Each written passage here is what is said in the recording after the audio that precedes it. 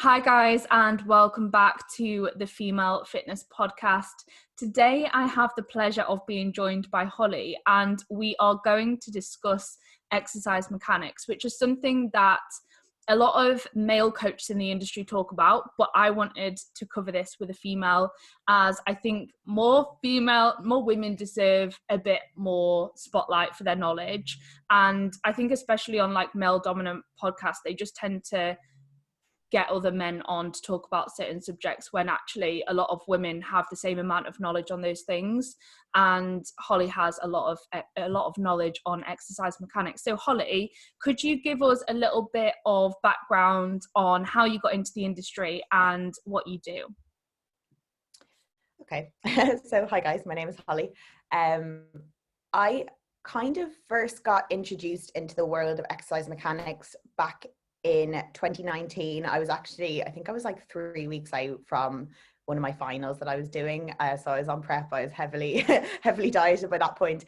And I really wanted to get started into online coaching. So I decided to enroll on a Muscle Mentor seminar.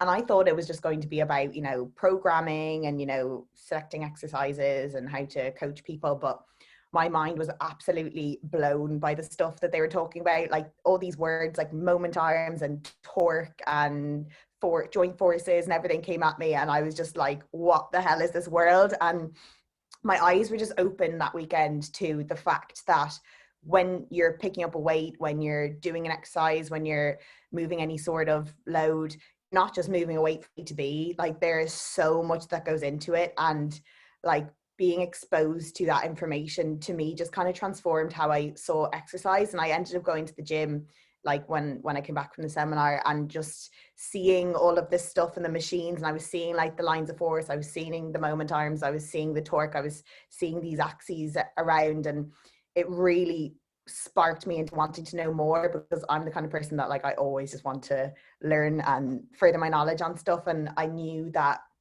by getting a better understanding of the exercise mechanics that underlies all of these machines and our training, like I can really optimize my training and maximize both my results and obviously like the potential clients that I ended up having.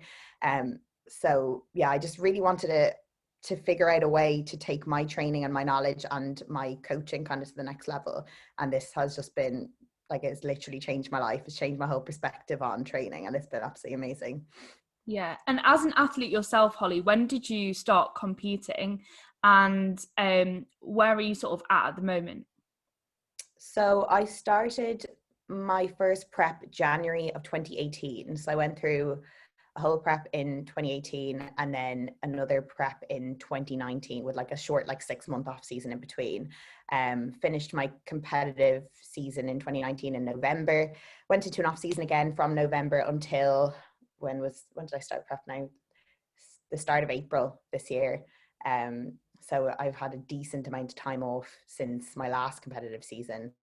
Obviously not the most optimal of times, which has actually been really useful, because basically what happened was I finished my competitive season November 2019. I started coaching with Luke from the Muscle Mentors because I said to myself, I want the most optimal experience of an off season possible. And I knew I could learn from him as well, because he is an educator and I want to be coached, but also to be mentored and taught. So then I learned so much from him, and then he kind of egged me on to enroll in Integra. So Integra is basically a course or like a series of courses where you learn about anatomy and exercise mechanics and enhancing both your own training and the client experience that you would have either in person or online. So then in January, February, March of 2020, I did Integra Foundations, where Luke definitely sparked me into doing these. And like I learned so much, not just about kind of the underlying anatomy and obviously like the basics and fundamentals of exercise mechanics, but also like how to use this in a client setting. So your client, when you're coaching them on the floor or online, like they're not going to want to know about all of these technical terms and the physics and all of these calculations. Like Michael Golden, who is the one that teaches the Integra course, he always says, think science, speak client. So how do you translate this knowledge into providing the perfect experience for your client? So I did that from January, February, March, and then we went into lockdown. And it was actually quote unquote good timing because I was able to create all of these home training programs for my clients with the knowledge I had of the exercise mechanics from all of those courses. So if you understand the fundamentals of how to create a challenge for the muscle, how to produce force and all of this stuff, you can do that anywhere, whether that's in a gym setting, whether that's a home setting. Like, your anatomy and your muscles are not going to know where you are. They're just going to know that there's a force being applied, that there's a challenge being created that they have to overcome. And that really, really propelled me through lockdown. And that's why I gained quite a few clients, because they were able to see that, you know, my clients were getting results and they were enjoying the home training and they find it challenging, and it was paying off for them. So that has been quite a learning experience. I think it's actually been quite useful for my coaching in a way to kind of have that challenge, instead of just being, you know, it's very easy for anyone to create the perfect program when you're in a gym like Muscleworks that has everything Cybex or, you know, all that kind of stuff. But when you are forced to have limited equipment and be in those suboptimal situations, that's when I think you really thrive and you really develop your knowledge, because you're being challenged like that. I think that's a really important point for people, because I think when we originally went into lockdown, people were kind of like, oh my God, what am I going to do? I'm going to lose loads of muscle tissue. When in reality, like you said, your body doesn't know really whether you're using like dumbbells, a barbell, or your body weight, if you can apply the stimulus in a really effective way. And obviously exercise mechanics is a big part of that. So when we refer to the term exercise mechanics, what do we actually mean, or what does this include? So basically, when we refer to exercise mechanics, this is obviously kind of utilizing physics and mechanics into our training. So it's basically applying, you know, the principles of joint mechanics, muscle mechanics, resistance mechanics, and then combining all them together and seeing how they influence things like strength profiles, resistance profiles, joint forces, and, you know, how you can manipulate them and alter them to either optimize your training, to create specific challenges, to get specific results. So just having that fundamental knowledge of the mechanics and the components that make up an exercise. And then once you have that knowledge, how you can tweak them and change them to your advantage based on, you know, the goal of the exercise. Because obviously we always have to take into account the goal of the exercise, the individual, all that kind of stuff as well. So just basically like tailor-made training, tailor-made exercises for the specific individual, what they want, what, you know, their mechanics, their anatomy, everything like that. Yeah, I suppose it's like when we say there's no one size fits all in terms of nutrition, that applies to training as well. And obviously exercise mechanics is a huge part of that, which is often overlooked. I think exercise mechanics is hugely overlooked, not just by coaches, but by research as well. Like, often you will see people comparing a bench press to something else, and they have all these different subjects in the study, and they never take into account the person's anatomy, their sternum angle, the size of their rib cage, anything like that, which will hugely affect like the moment arms, like the everything, the joint forces, everything involved in their anatomy, and that's going to contribute to the effect of the exercise and the result of the exercise. They just completely disregard all of this stuff, and we all find that, everyone in the exercise mechanics world finds that mind-boggling, because it's so important. You know, like, if me bench pressing versus like 100-kilo man who has a huge rib cage, like, obviously I'm going to be able to get a further range than he is, because my rib cage is so much smaller, whereas people don't take that into account, you know. Yeah, So and I I think think it's something that, sorry, go on. Yeah, I was just going to say, I think research is useful, and obviously these days everyone likes to be evidence-based, but I think sometimes people forget that being evidence-based includes anecdote, and it includes experience, but it also includes like theory as well. You can't completely disregard these things, and being evidence-based is not just looking at research papers and then generalizing that to everybody. It's so much more than that, and I think people forget that, and they just they find research to back up what they already believe, rather than truly being evidence-based. Yeah, I was listening to a podcast of the Muscle Mentors yesterday, and Luke was saying that sometimes people come to him and they say, well, in this study, all these subjects did this. And Luke would be like, well, no disrespect, but like my client wasn't in that study. So therefore, it's not necessarily relevant for this person because they weren't involved in the study. They didn't get assessed. You know, they have their own specific individualities that is going to be different from everyone else. So yeah, you have to take in the individual into account because there are so many variables that are involved in that specific individual, not just like their anatomy, their structure, but also like their injury history, their enjoyment, which is one of the primary factors that a lot of people disregard. You know, what are they going to enjoy? What are they going to come back for? What are they going to adhere to? What their goal is, how they want to look, how they want to feel, you know, what functions they want to be able to perform in day-to-day life. Like all of this is completely specific to the individual, and like a research paper isn't going to really tell you that stuff, you know. Yeah, and actually women aren't very well researched at all either as a whole, so that's a huge obviously group of people that are a little bit disregarded by the research quite commonly. Mm-hmm. Yeah. And also another thing they disregard is like they look at things, I think there was one like the leg press versus the leg extension for quad growth, but they don't take into account the different machines, the different brands, how they change and how they have different resistance profiles and path of motions and everything like that. And you know, you can't just compare one leg press to one leg extension when they could be, you know, there's so many different types. Like it is kind of hard to, you'd have to account for so many different variables, which would probably be impossible, but they don't even kind of take that into account even in the discussion when you should kind of state the limiting factors in your research. They just completely disregard it. Yeah, I know. And so you mentioned obviously working with Luke and the muscle mentors and all of that. Where else have you learned what you know about exercise mechanics? Obviously RTS as well. Yeah, so last year was a big year for me. So 2019 was the year I first did the Muscle Mentors and the seminar, and I joined coaching with Luke. And then in 2020, I did Integra Foundations, which is basically the fundamentals of exercise mechanics. And it's now actually a prerequisite for doing RTS. So once I did Foundations, I did RTS. I did some of it during lockdown through Zooms. And then it was actually really fortunate because I think it was like the week I moved to the UK in September. That weekend was the start of the RTS in person. So I did RTS, which is resistance training specialist, and basically it's a course that began in Oklahoma by Tom Purvis, who is like the most knowledgeable and crazy man in the world. Like he's insane.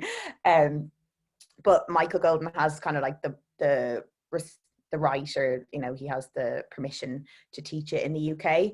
And it's basically just going through everything like anatomy, exercise mechanics, how we can apply this to clients, yourself, how we can optimize our training, how to manipulate things. Because I think that's really important, is like learning that a personal trainer isn't just someone there to say, right, 20 reps of this, 1, 2, 3, you know, like Michael Golden always says that if you're a personal trainer on the floor and you're counting reps, you're doing something wrong, because you should not have the brain capacity to count reps, because you should be looking at the position of the person, you should be looking at everything that's going on around them, inside them, everything, and you shouldn't have the time to count the reps. So we kind of did practical bits where we would work on each other. So I'd get someone on a leg extension, I'd cue them with a mix of internal and external cues, as well as making sure they were set up properly in the machine, and they would do it to me, and just really kind of hands-on learning, which was absolutely incredible. And I would say for anyone who is interested in exercise mechanics or wants to learn about it, to enroll in the Integra course, especially the Foundations one. Like I was terrified when I first went, because I thought I'd be so out of my depth, I wouldn't understand anything. Like I've never been into physics. Like I am a scientist, but I've always enjoyed biology and chemistry much more. I've never done physics. So it was very, like I had a big barrier in front of it, and I was scared. But I went there, and like they are the most warm, welcoming, incredible experiences and atmospheres there, and just the environment is just so open. Like you never have a stupid question, there is never anyone that sounds silly, there's never anything ridiculous. It's all considered, it's all taken on board. Like, people are so helpful, and I went away with that, like, having all these bonding experiences with these incredible people, and now I have some really good friends in the industry that are so knowledgeable and so helpful, and we help each other out all the time whenever we have questions or issues or anything like that. And I would just think, like, being a part of a community like that is invaluable, especially in the exercise mechanics world, when it's quite a small community. Like, to have that kind of network and that connection with other people is really invaluable. So I'd highly recommend that anyone kind of enrolled on that course. They are amazing. So yeah, I've done those two, and I've actually started mentoring with Paul from the Muscle Mentors now. So we do that on a Saturday, because I just wanted some ongoing kind of learning, because I do my own research as well, but it is nice to kind of check in with someone once a week to kind of go through everything you've learned, kind of give you a new topic and kind of assign you stuff to do. And I quite like that. But I do eventually want to enroll in the lab series, which is kind of the next step up from RTS, where you kind of go into more detail into all the anatomy and everything like that. And then eventually I think the main goal for everyone in exercise mechanics is to do RTS mastery, which is the one that is, you have to go to Oklahoma to do it. And very few people in the UK have done it. I think James from the Muscle Mentors has done it. And obviously Michael has, but that would be my absolute dream to go there, because I think Tom Purvis, who is the one that runs the whole thing, he has his own kind of gym, and every single machine he has tweaked and optimized using like magnets and redirected and everything like that to make everything as perfect as possible. And I think someone told, I can't remember exactly what it is. Apparently he turned like a Kaiser press into a pull down by like completely manipulating all of the mechanics of the machine. And you're not allowed to take any photos when you go there, because it's all like super secret and no one has to know. But you can follow him around training people, so you can literally like walk around and like shadow him while he coaches his clients. It's very, very cool. So that would be like my ultimate aim. That would be amazing, to get to the top of the exercise mechanics world. And so Holly, and then I'd love to eventually then, as you said, because there's so few females, provide my own sort of teaching or mentoring for people, because I feel a lot of females are so intimidated because it is such a male dominated field. I feel like most of the time I'm the only girl in the room. There are a few women that are into it, obviously, but it's really, really small amount of females. So I'd love to be able to provide that platform for females to feel not intimidated, to feel excited about exercise mechanics, to learn how to optimize their training, to understand the why behind things, and not feel like it's just leave it up to the men to do all of this stuff, because it's just as important for females to optimize their training. Like, they want the best results they can get too. Yeah, I completely agree. I think we need more women at the top in the industry. And so this might seem quite like overwhelming for a lot of people, and I think some people will probably be sat there thinking, oh, I don't need to know this. But do they need to know this, and why might they want to take exercise mechanics into consideration? Okay, so I've explained a lot about using exercise mechanics to maximize results, which, while this is also true, I've kind of neglected a very, very important fundamental reason we would incorporate exercise mechanics, and that's longevity in the sport and just in general. Like, you see a lot of bodybuilders who threw weights around, who just kind of compromised their form, compromised their joints, and didn't really care much for themselves and their bodies, and are now, either in wheelchairs, or they're unable to walk, or they've just ruined themselves. And like, I don't want to end up like that. I want to live a long and healthy and happy life, and I don't want my training to impact, my later years. And like, I want to be able to run after my kids and my grandkids, and not feel that I need to, not feel that my training is going to like negatively impact the rest of my life. So exercise mechanics, to take this into consideration in training, is going to ensure that we maintain joint integrity, we don't compromise our joints, we promote joint health, longevity, both in the sport and in life. And this is something that I think a lot of people are so short-sighted, and they look at the instant gratification of training, and they never really look into the consequences and what's going to happen down the line. And I often hear people say, oh, I don't care about myself when I'm older. I'm just going to do what I do now because it's working, and I'm getting results.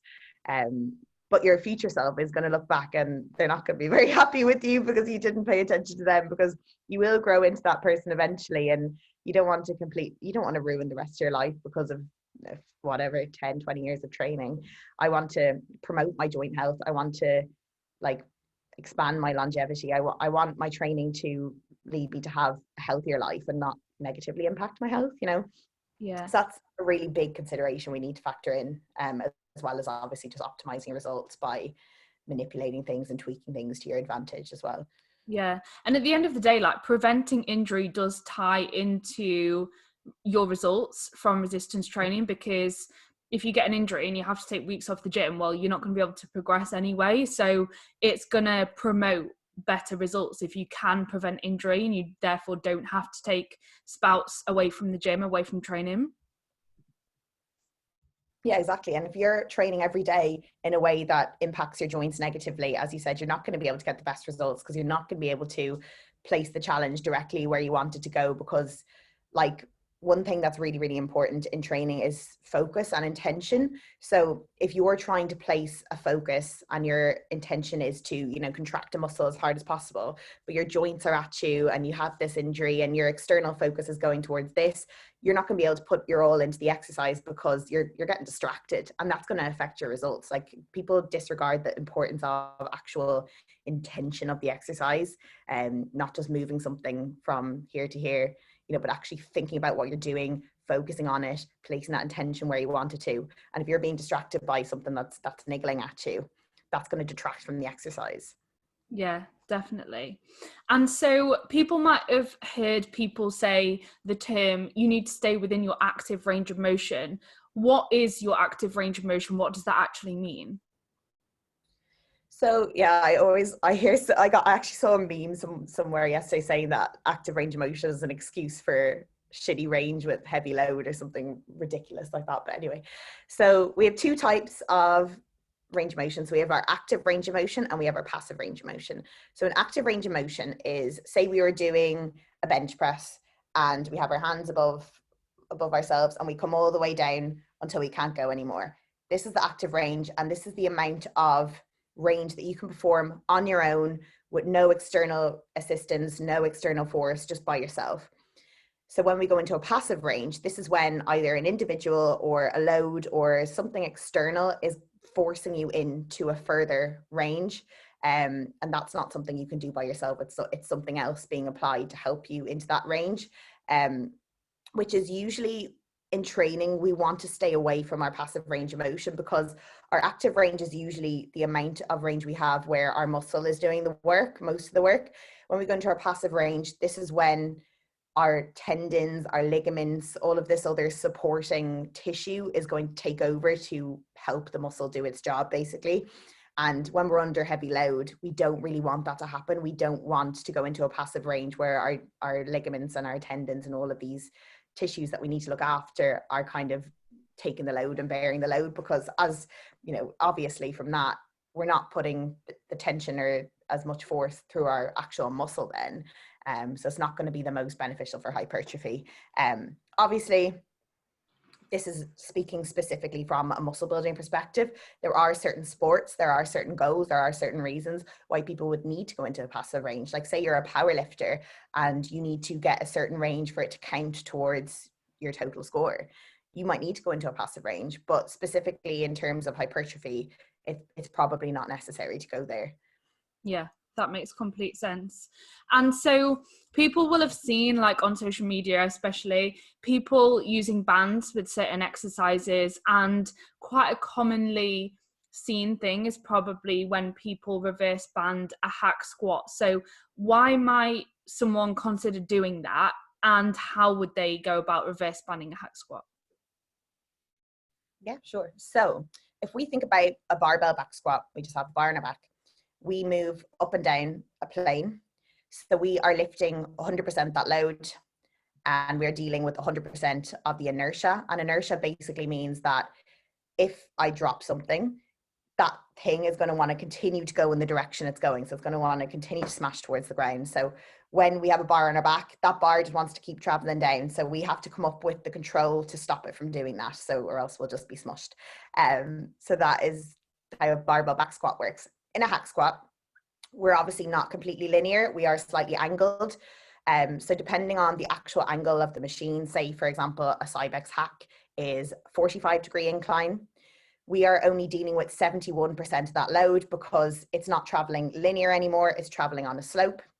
So we are dealing with 71% of that load. So say it's 100 kilos, we're dealing with 71 kilos of the weight, but we're still dealing with 100% inertia.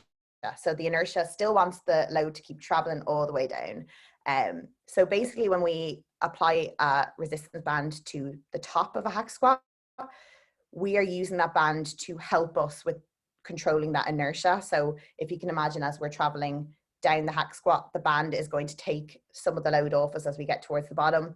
It's going to slow down that movement towards the bottom, and it's going to help us control the inertia, because obviously if we're dealing with 71% of the load, 100% of the inertia, there's a bit of a mismatch there. It's going to be much, much harder to come up with that control on the way down. So it simply just helps us to slow down the carriage on the way down. But as well as that initial kind of additional benefit of it is it kind of helps us match the resistance profile and the strength profile. So we haven't really gone into strength profile, resistance profile, but so strength profile is basically a graphical representation of where we are strongest versus where we are weakest. And a resistance profile is a graphical representation of where the machine is heaviest and lightest. So in a hack squat, we're strongest at the top and we're weakest at the bottom, but the machine is lightest at the top and heaviest at the bottom. So that's a mismatch as well. It doesn't match. So by adding a resistance band, we take some load off as we come to the bottom, making it easier where we are weakest.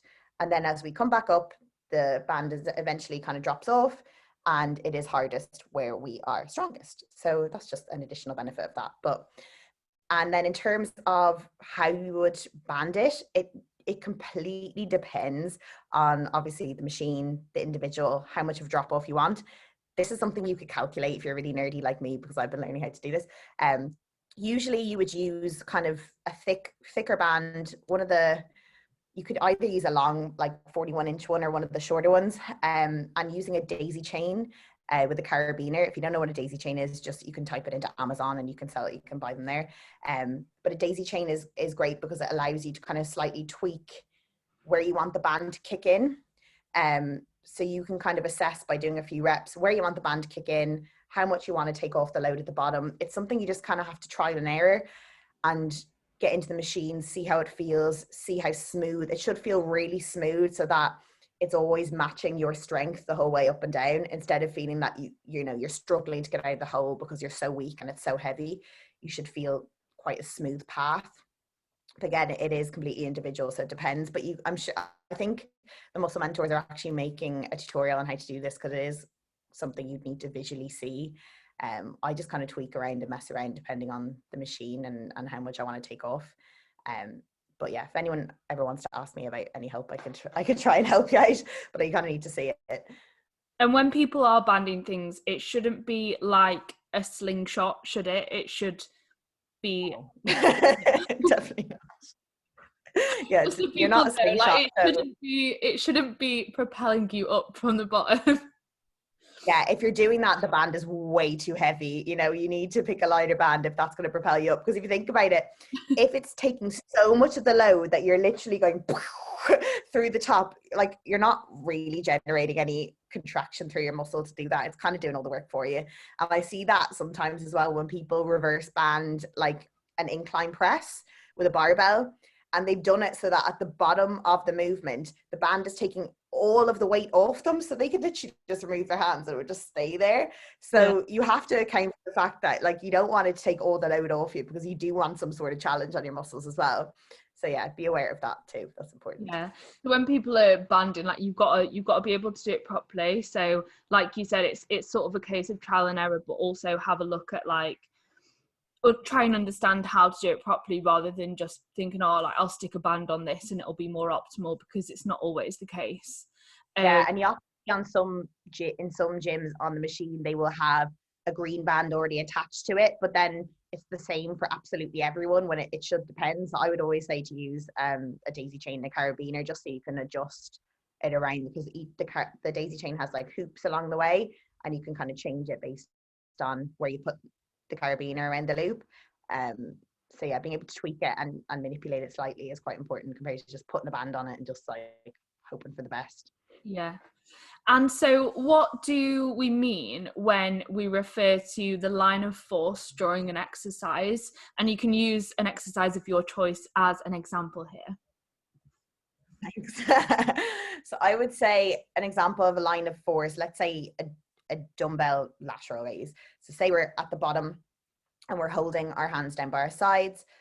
The line of force is basically the direction of the gravitational field of the weight. So if you were to weight, where is it going to land? Like it's going to land straight down. So that's the line of force basically. Like if the weight were to do what it wants, and you were to let go, it would just travel straight down in a line. And that's kind of the line of force of the machine. Same with kind of on machines. If you have a load or plates added to it, the line of force is just going to come straight down because that's where the weight wants to go, because gravity is going to pull it down that way. That's kind of the general idea of that. And the reason why we need to know the line of force is so that we can look at the moment arm. So basically, the line of force obviously is the line going directly down for gravity pulling it down, but then we would use that versus the axis of an exercise or a machine. So say we're doing a lateral raise still, the line of force would be going straight down our arm basically. The axis would be at our shoulder joint because this is the muscle we want to challenge. So the way we challenge a muscle is we create torque around the joint that it is looking after, that it's in charge of. So at the bottom, we can see that the axis versus the line of force, they're basically in the exact same position.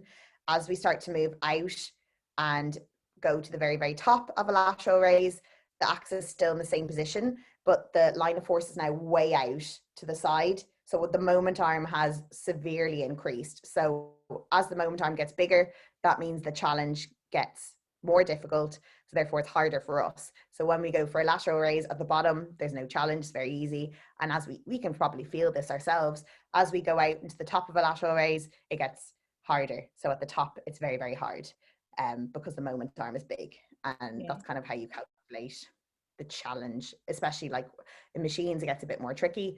But if we're doing dumbbell, barbell kind of work, that would be kind of how we would see where something is hardest versus where it's easiest. Yeah. So just to sort of summarize that for people, the moment arm, the line of force, all of these different terms are what we use to determine where an exercise is most difficult and where it is easiest for you.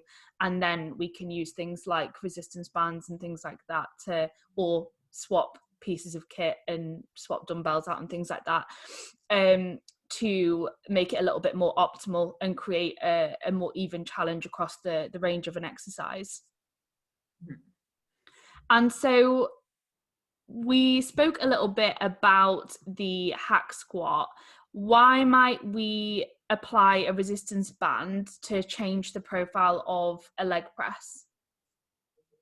So for a leg press, you can actually do it two ways. So you can do it the same way as a hack squat, where we're both controlling the inertia and kind of top banding it to take the load off at the bottom. But we can also band it from the bottom as well. And this is kind of purely for optimizing resistance profile, as you said. So in a leg press, again, we're strongest at the top. Where can you, like, the question is, when you want to figure out where are you strongest, figure out where can you hang around forever. So when you're in a leg press, when your legs are straight, you can hang around there forever. It's not really that hard. But as soon as you come all the way down to the bottom, you can't really stay there for that long. So the strongest at the top, weakest at the bottom. Leg press, again, is easiest at the top and hardest at the bottom. So there's a mismatch there again. When we bottom band, we kind of do it so that as we push through, the band gets tighter and tighter. We add more and more tension to the band. It gets harder, harder, harder. And then as we come back down, the band kind of relieves itself, gets a bit more slack, and it gets easier and easier at the bottom. So that's kind of how we would bottom band. Whether you top band or bottom band kind of depends on what you want. Sometimes there is an argument for not always wanting the machine to look at, or the band to look after the inertia for you, because it's a good skill to have to learn how to control for that inertia. So you shouldn't necessarily always reverse band things. So maybe for a change, it might be good to bottom band it just to match the resistance profile and strength profile, but then to kind of control the inertia yourself. Yeah. That makes sense. And so we've spoken about obviously the hack and the leg press where we could apply a band to make the exercise, you could argue, more effective in some scenarios, and also decrease our chances of injury. But where are resistance bands commonly wrongly applied to exercises? My favorite topic. So I think I've seen it so many times, and I don't like, it's 2021, and I think people should stop doing hip banded RDL, because I see it programmed still to this day by a lot of very well-known coaches, and obviously they don't really have the understanding of why you would apply a band, because I think people get into this idea that adding bands adds tension and therefore makes things more challenging, regardless of where you put them or anything.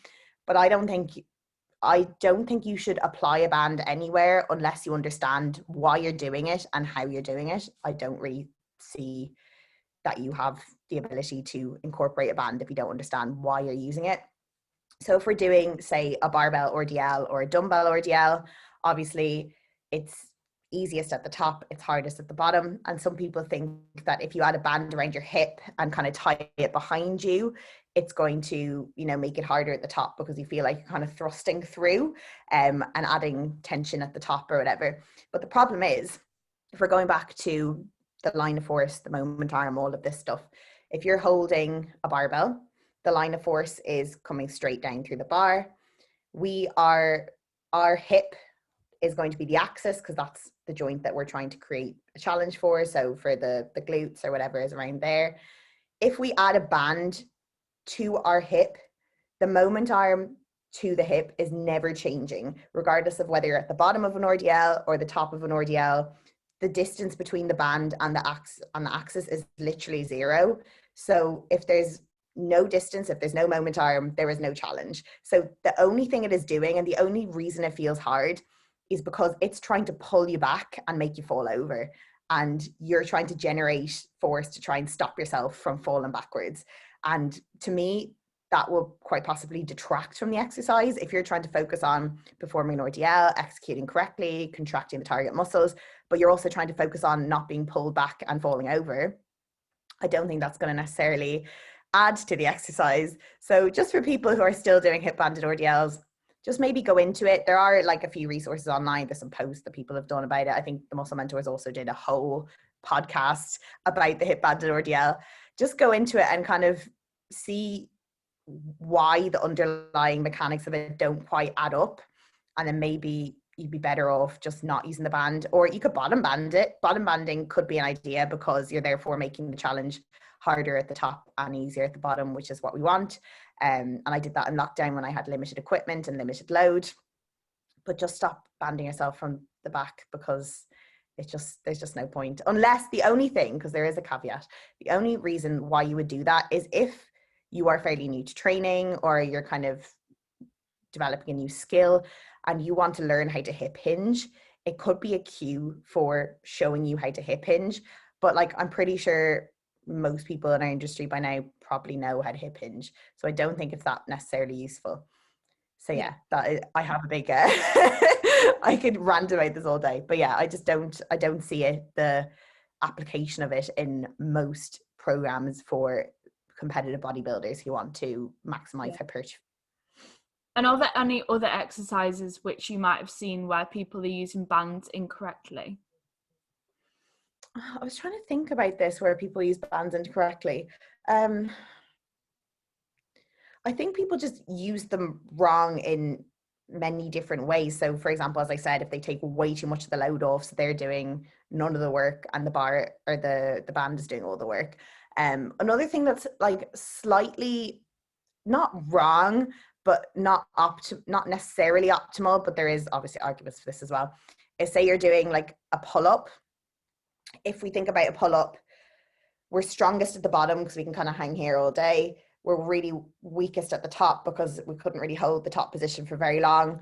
But when we add a band to kind of help us do assisted pull-ups, it's kind of helping us at the bottom and not really at the top. So that's kind of a bit of a mismatch. It's not wrong. It's not going to cause any injury. It's not really going to do any damage. It's just maybe it's not exactly what we want from the exercise. But I think they're the main ones. I don't know. Can you think of any specific exercises where people ban them? I can't really think of anything else that people do.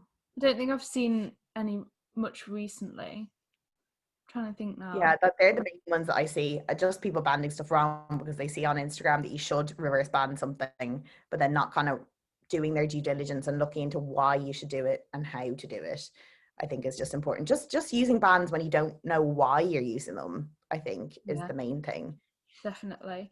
And so there are exercises which maybe aren't optimal to perform for several reasons. So with an exercise like a barbell bicep curl, why is it that we might want to avoid performing that and choose an alternative instead?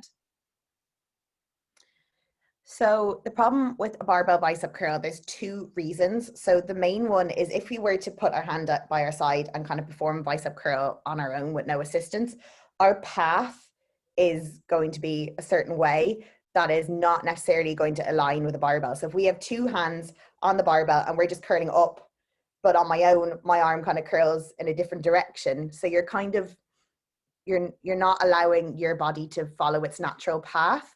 And path of motion of a machine or of the body is something really important that's often overlooked. Like I've heard people say that if a path of motion of a machine is not optimal, then they won't even use the machine, regardless of if the resistance profile is perfectly matching our strength profile and everything else is great.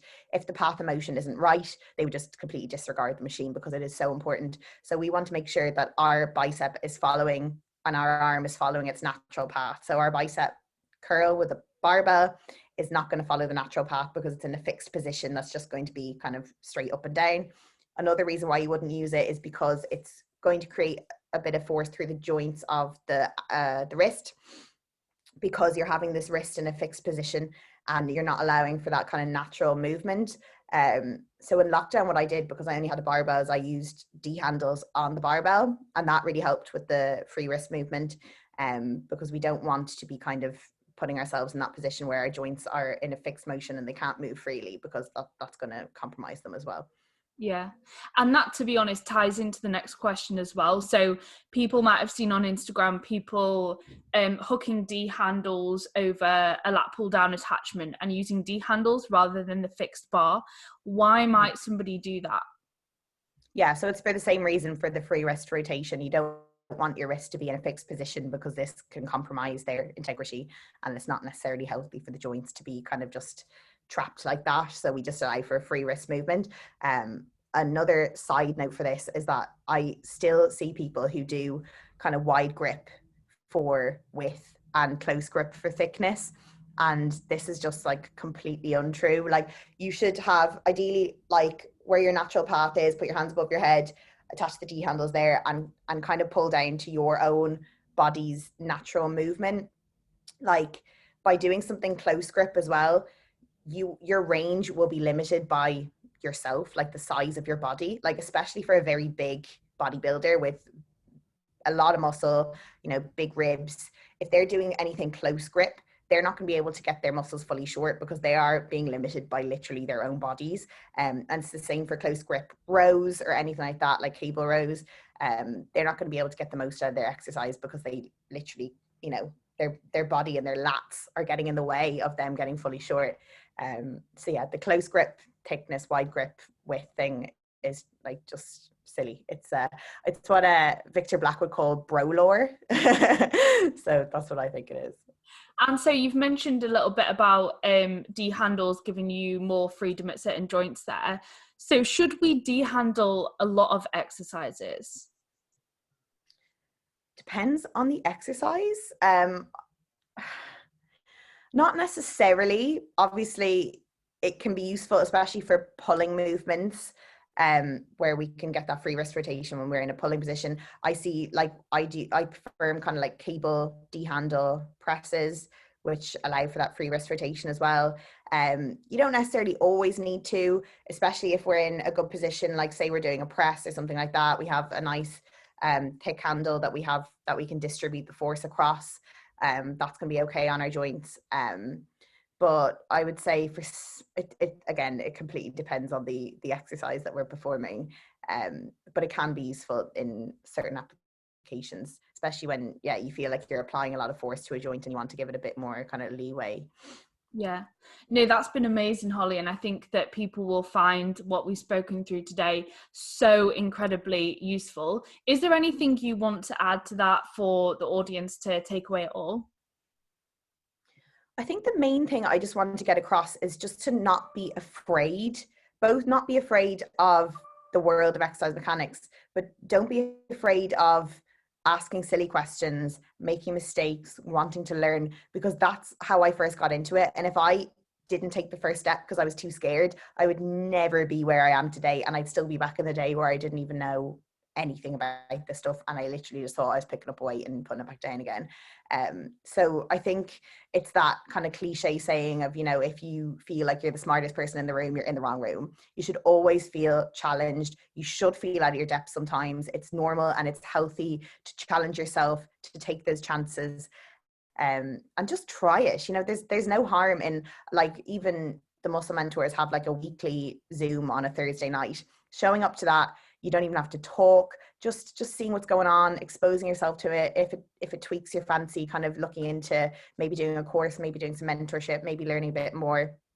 It's just invaluable. And if you want to take your training to the next level and, you know, you feel like you've optimized your nutrition, your sleep, your stress, your everything like that, and this is a huge contributing factor to your results, and if you're completely missing this whole thing, like, I really think your results could absolutely exponentially increase if you look into this kind of stuff. And yeah, just don't be afraid to try new things. Don't be afraid to be the one that doesn't know anything, because you won't be there for long. You know, it's just the first step, and you'll learn things. And I think this is what I learned from a book I read recently, or like maybe before Christmas, it's called Your Erroneous Zones.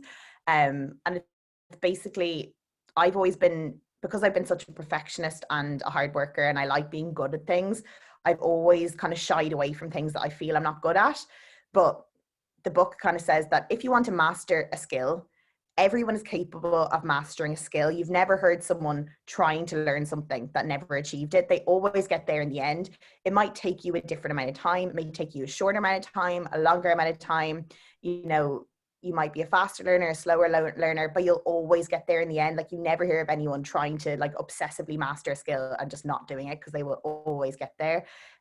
So just be patient and just be open to not knowing anything at the beginning, because that's the first step towards, you know, mastering something and achieving something. Yeah, I think the first step is probably always the hardest, and then once you get in, it's like, I can relate that to going to CrossFit recently. Like, when I first went, I was like, I'm so nervous, and then after the first session it was fine. Obviously that's a completely random example, but it applies. No, but it's something outside of your comfort zone in any way is always hard. But I know that it's the times where I've taken the risks and just kind of immersed myself in a situation that's completely out of my depth.